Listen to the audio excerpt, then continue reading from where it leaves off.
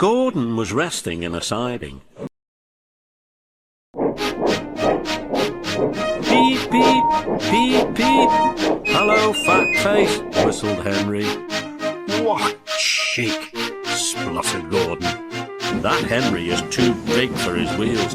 Fancy speaking to me like that. Me, who has never had an accident. Aren't jammed whistles and burst safety valves accidents? Asked Percy innocently. No, indeed, said Gordon huffily. High spirits might happen to any engine, but to come off the rails, well, I ask you, is it right? Is it decent? A few days later, it was Henry's turn to take the express. Be careful, Henry, he said. You're not pulling the flying kipper now. Mind you keep on the rails today.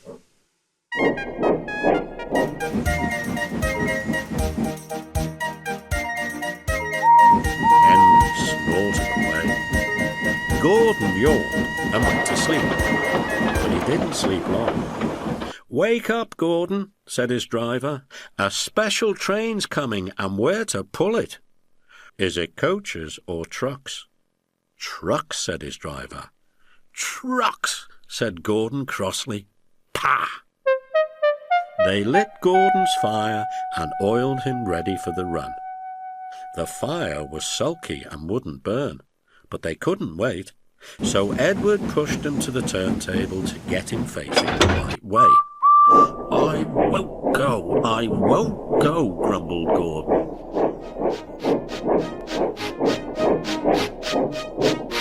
Don't be silly, puffed Edward. At last, he was on the turntable. Edward was uncoupled and backed away. The movement had shaken Gordon's fire.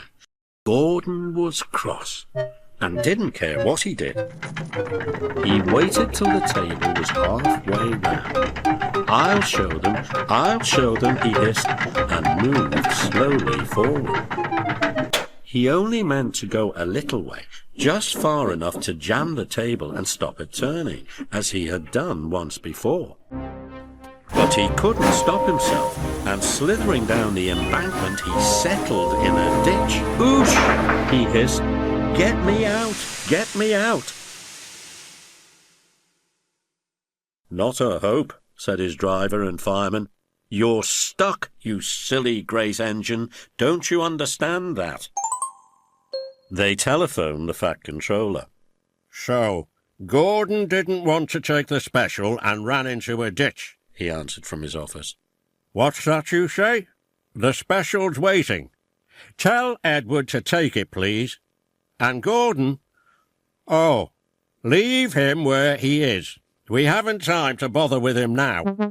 A family of toads croaked crossly at Gordon as he lay in the mud. On the other side of the ditch, some little boys were chattering. Coo, doesn't he look silly? They'll never get him out. They began to sing.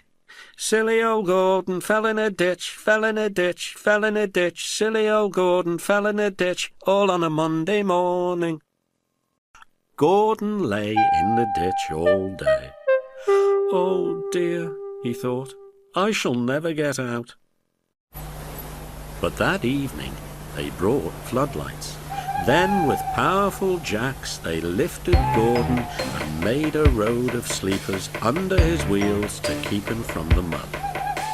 Strong wire ropes were fastened to his back end, and James and Henry, pulling hard, at last managed to bring him to the rails.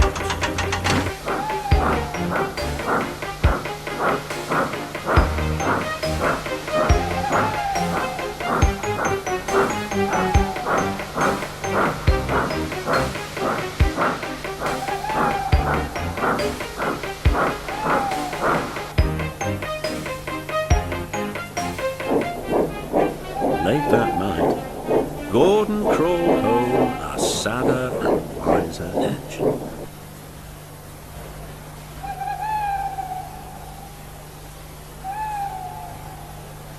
Two men were cleaning Gordon. Mind my eye, Gordon grumbled. Shut it, silly. Did you ever see such mud, Bert? No, I never, Alf. You ought to be ashamed, Gordon. giving us extra work." The hosing and scrubbing stopped. Gordon opened one eye, but shut it quickly. "Wake up, Gordon," said the Fat Controller sternly, "and listen to me. You will pull no more coaches till you are a really useful engine." So Gordon had to spend his time pulling trucks. "That's for you, and you, and you." "Trucks will be trucks," said James, watching him. "They won't with me," snorted Gordon. "I'll teach them. Go on." "They tried to push me down the hill this morning," Gordon explained. "It's slippery there. You'll probably need some help." "I don't need help on hills," said James huffily. Gordon laughed and got ready for his next train. James went away to take the express. "Slippery hills indeed," he snorted. Gordon's hill used to be bleak and bare. Strong winds from the sea made it hard to climb. Trees were planted to give shelter, and in summer the trains run through a leafy avenue. Now autumn had come, and dead leaves fell.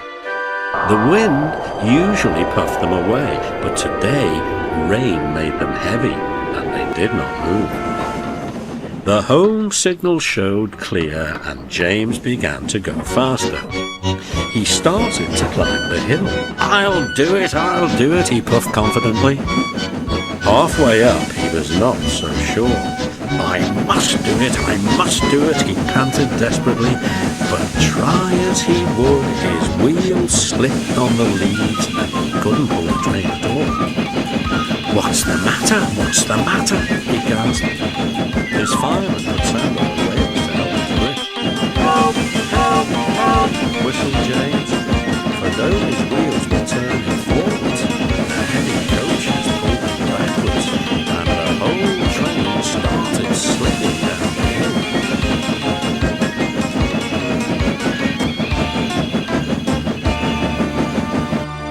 But Gordon, who had followed with a goods train, saw what had happened.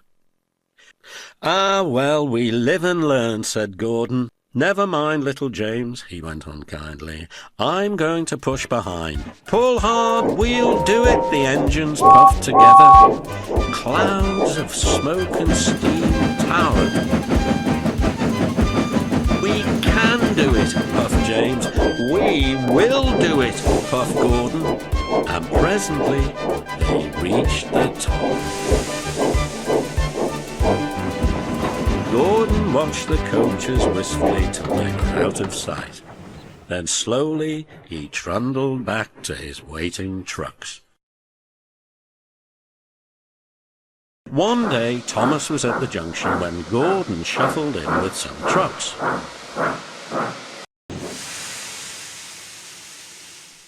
"Poof," remarked Thomas. "What a funny smell. Can you smell a smell? I can't smell a smell."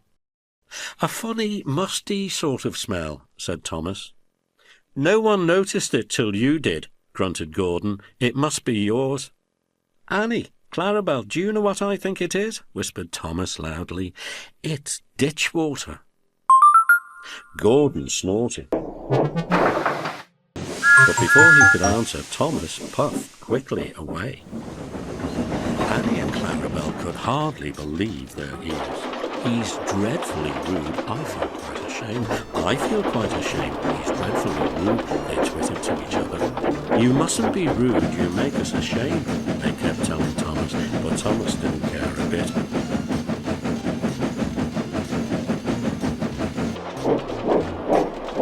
That was funny, he chuckled. He felt very pleased with himself.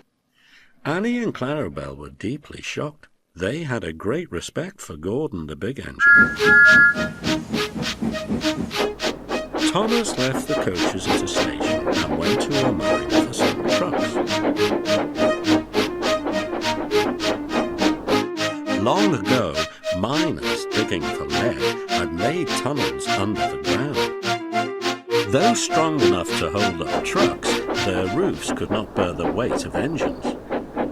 A large notice said, "Danger, engines must not pass this board." Silly old board, he thought. He had often tried to pass it, but had never succeeded. This morning he had made a plan. He had to push empty trucks into one siding and pull out full ones from another. The fireman went to turn the points. "Come on," waved the fireman. The driver leaned out of the cab to see where they were going. "Now," said Thomas to himself, and bumped the trucks fiercely. He jerked his driver off the footplate. "Come back!"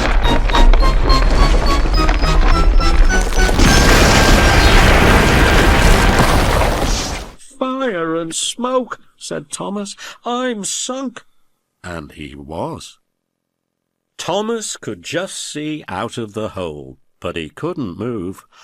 "Oh dear," he said, "I am a silly engine." "And a very naughty one, too.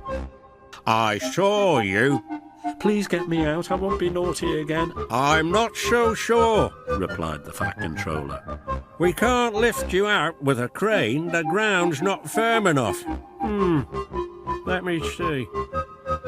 "I wonder if Gordon could pull you out." "Yes, sir," said Thomas nervously. He didn't want to meet Gordon just yet. "Down a mine, is he? Ho, ho, ho," laughed Gordon. "What a joke! What a joke!"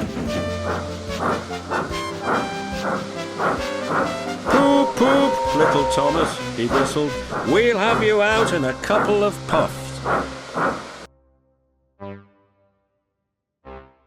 Strong cables were fastened between the two engines. "Are you ready? Heave!" called the Fat Controller. But they didn't pull Thomas out in two puffs. Gordon was panting hard and nearly purple before he had dragged Thomas out of the hole. "I'm sorry I was cheeky," said Thomas. "That's all right, Thomas. You made me laugh. I like that. I'm in disgrace," Gordon went on pathetically. "I feel very low." "I'm in disgrace too," said Thomas. "Why, so you are, Thomas. We're both in disgrace. Shall we form an alliance?" What was it? "An alliance, Thomas. United we stand, together we fall. You help me, and I help you. How about it?" "Right you are," said Thomas. "Good. That's settled," rumbled Gordon. And buffer to buffer, the Allies puffed home.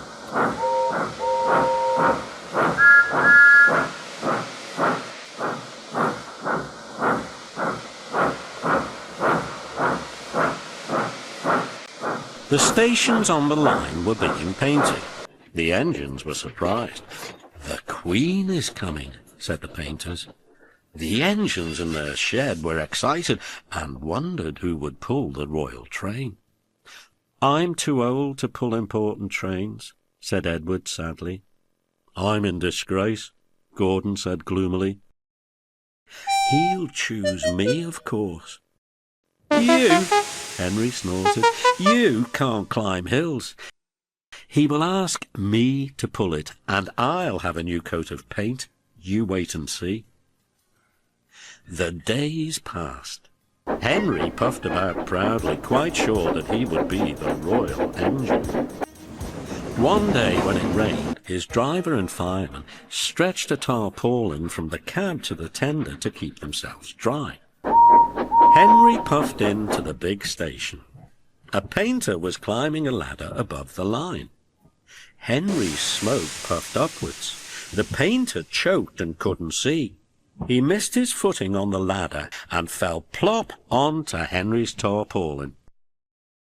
The paint poured over Henry's boiler and trickled down each side. The paint pot perched on his dome.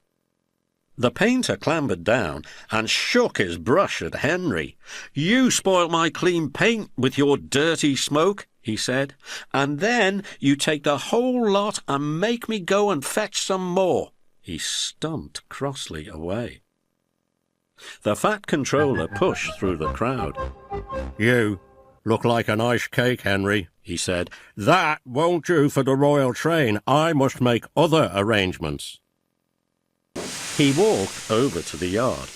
Gordon and Thomas saw him coming and both began to speak. "Please, sir." One at a time, smiled the Fat Controller. Yes, Gordon. "May Thomas have his branch line again?" Said the Fat Controller. Well, Thomas? "Please, sir, can Gordon pull coaches now?" The Fat Controller pondered. You've both been quite good lately, and you deserve a treat. When the Queen comes, Edward will go in front and clear the line. Thomas will look after the coaches, and Gordon will pull the train. "Oh, sir," said the engines happily. The great day came. Percy, Toby, Henry and James worked hard, bringing people to the town. Thomas sorted all their coaches in the yard. "Beep, beep, beep, they're coming." Edward steamed in, looking smart with flags and bright paint. 2 minutes passed. 5, 7, 10. Poop, poop. Everyone knew that whistle, and a mighty cheer went up as the Queen's train glided into the station. Gordon was spotless, and his brass shone. The Queen was met by the Fat Controller, and before doing anything else, she thanked him for their splendid run. Not at all, Your Majesty, He said, Thank you. "We have read," said the Queen to the Fat Controller, "a great deal about your engines. May we see them, please?" So he led the way to where all the engines were waiting. "Peep, peep," whistled Toby and Percy. "They're coming." "Shh, shh," hissed Henry and James, but Toby and Percy were too excited to care. The Fat Controller told the Queen their names, and she talked to each engine. Then she turned to go. Percy bubbled over. "3 cheers for the Queen," he called. "Peep, peep, peep," whistled all the engines. The Fat Controller held his ears, but the Queen, smiling, waved to the engines till she passed the gate. Next day the Queen spoke specially to Thomas, who fetched her coaches, and to Edward and Gordon, who took her away. And no engines ever felt prouder than Thomas and Edward and Gordon the big engine.